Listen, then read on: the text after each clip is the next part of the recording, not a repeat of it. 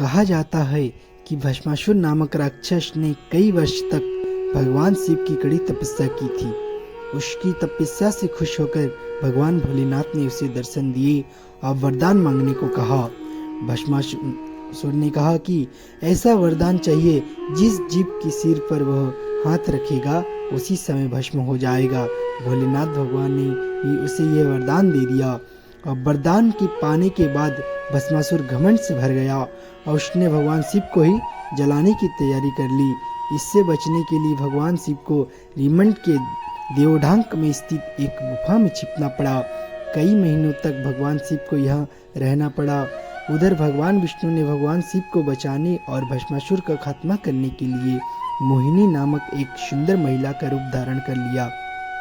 भस्मासुर भी इसके सौंदर्य को देखकर मोहित हो गया और मोहिनी ने भस्मासुर को अपने साथ नृत्य करने को कहा।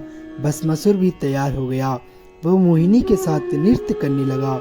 इसी बीच चतुराई दिखाते हुए मोहिनी ने नृत्य के दौरान अपना हाथ सिर पर रखा और इसे देखकर भस्मासुर ने जैसे ही अपना हाथ अपने सिर पर रखा वह उसी समय राख में बदल गया।